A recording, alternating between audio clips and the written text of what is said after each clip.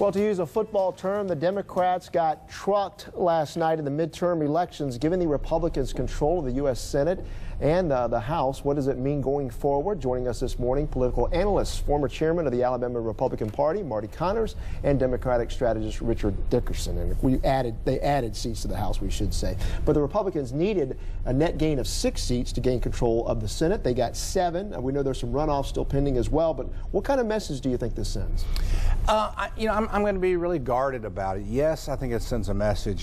These midterms are always referendums on the White House. There's no getting around it. But also you have to kind of take it with a deep breath, and that is that with the exception of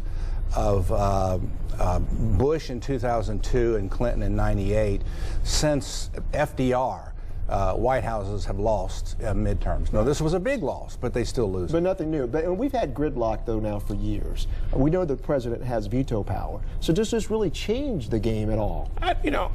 First of all, I appreciate Marty's humility, because I think the Republican Party did really well last night, and we've got to acknowledge that they did well.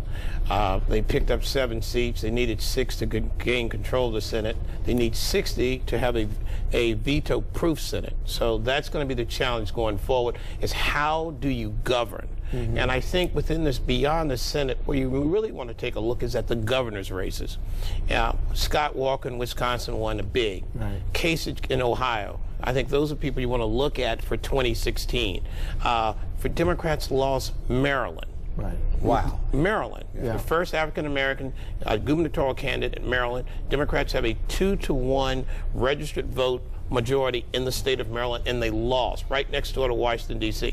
So the Democrats have to recalibrate, take a hard look at what they're doing, what they're not doing, what their message is, and who their voters are. And they're going to have to figure out a way to expand their appeal voters. Well, I was going to jump to 2016, but since you brought it up, let's do that. Let's take a look at particular Arkansas and Kentucky. You had the Clintons, heavy campaigning in both those states. We know the Clintons have owned Arkansas forever. You had Republicans winning those seats, obviously. What does that mean for 2016 for Hillary?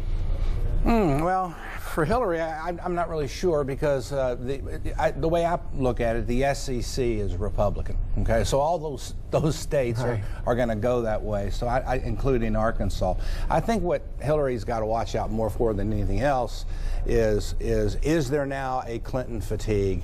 As there was claimed a Bush fatigue. I think that's something she's going to have to deal with. I think the challenge in Arkansas, I think that it's problematic, because not only did Pryor lose in Arkansas, but there were several Clinton alumni down ballot. Mm-hmm. James Lee Witt, former FEMA director, was running for Congress. There were other Clinton alumni who were running for offices. They lost. So clearly, as they look to 16, I think they were looking at Arkansas as being part of the beachhead in the South. Okay. And the fact that they lost it, and lost it overwhelmingly, will force them to do some recalibration, because the whole goal is, how do you get to 270? How does the Democrat or Republican nominee get to 270 electoral votes? I want to talk about issues. Obviously now the thinking is the onus is on the Republicans' end to come up with some policies in the next couple of years that'll get something done. Immigration reform put on the back burner until after the elections. Does it get done? Well, it's going to be interesting to see what the president does, because is he going to be humble about this, or is he going to try executive orders?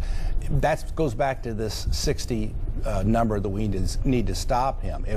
If he decides to just open the border, all we can really do is defund, like green card processes and Social Security processes. We've only got a short time. What about Obamacare? Do you think they try to repeal it? Do you think they have any success doing it after 2016? Pieces of it. I think that there will be an effort to repeal pieces of it. Okay. But I think the challenge for the Republican Party is to not overreach, because at the end of the day, the message that clearly was articulated was, you have to govern, you have to be competent. In the Ebola crisis, the VA crisis, the ISIS crisis, all of those issues have helped to create an image that the current administration is inept and not up to the task. Gentlemen, thank you so much. Really appreciate your time. We do have to run, because there's another big issue people are interested in. It's college football. What? That's right.